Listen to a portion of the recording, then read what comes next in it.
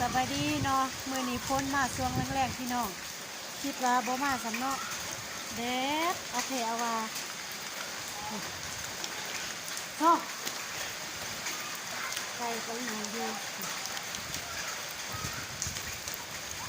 แดดแท้แดดว่าพี่น้องบัดลงเพิ่นก็ลงโหลดบาดเดียวแต่ว่า2-3วันก่อนหันตก2-3 เม็ดก็เศร้าแต่ว่าบ้านอื่นหันแห้งๆพี่น้องบ้านเฮาพัดคอยเนาะ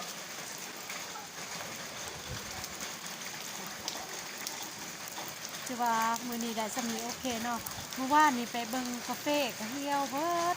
แล้วฝนตก2-3 เม็ดบัดนี้แดดมันแห้งพอดีซ้ำมันลวกเลย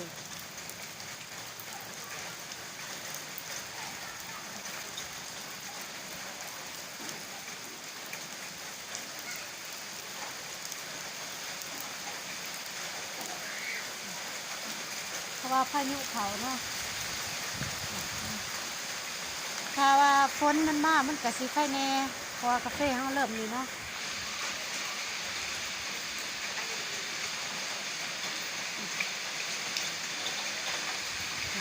มันจะมีพายุเขาพี่น้อง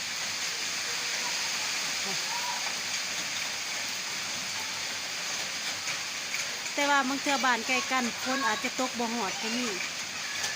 แต่บางบอนก็จะฮอดนะพี่น้องเนาะบางบอนก็บ่ฮอด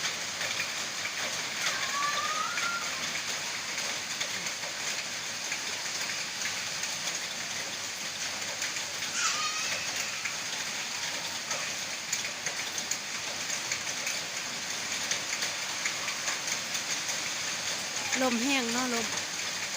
โอ้ยผลละปลูกของเฮาเนาะมันก็สิไข่แน่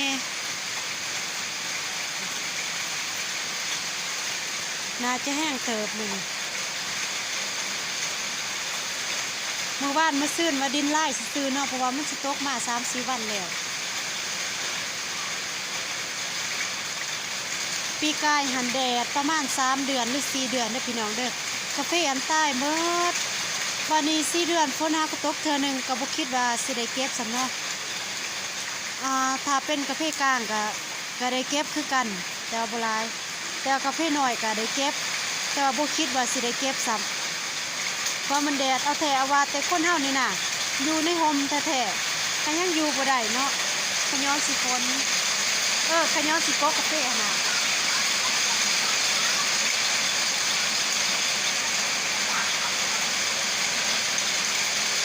เริ่มแห้งเลยเด้เชือที่2นี่เนาะก็แห้งแน่เชือที่3ก็บ่แห้งพี่น้องค่อยๆ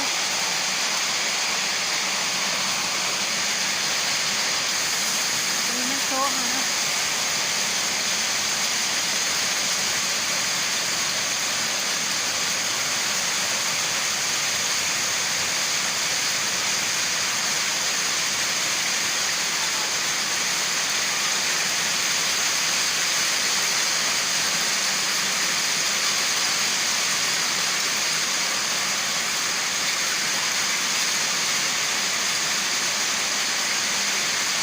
มาแห้งอยู่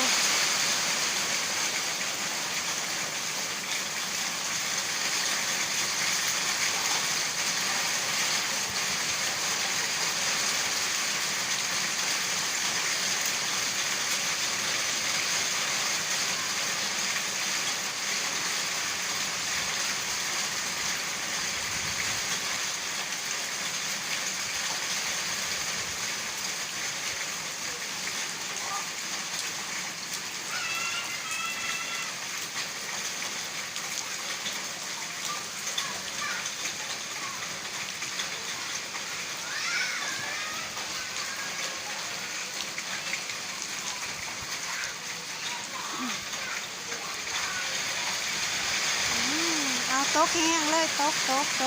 ทั้งลมน้ำพี่น้องเลยสิ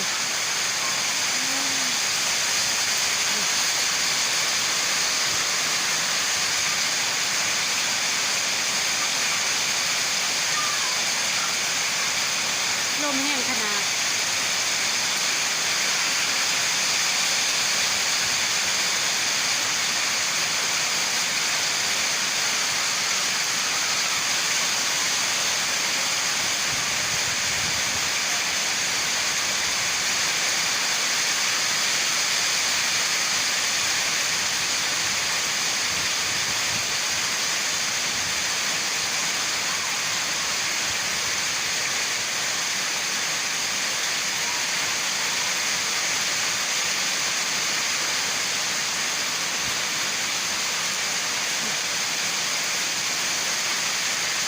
ยอะแล้ว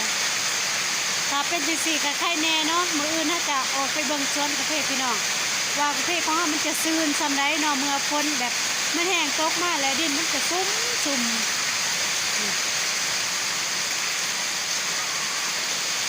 อันนี้แม่นมักมี่แซ่บเด้อพี่น้องเด้อนี่มักมี่น้ำผึ้งเอาเป็นมักมี่หนังแต่ว่ากกมักมี่นี่เฮาบ่ได้ปลูกมันเกิดเองเนาะเกิดเองแล้วสิตัดออกก็เสียดาย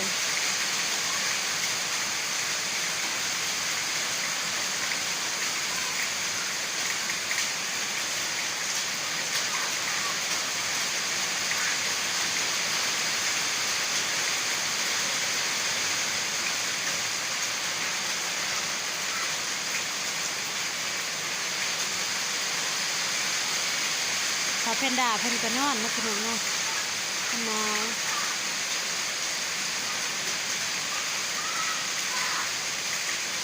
จังสี่ก็พ่อคืดเนาะปีหน้าเขาเกี่ยม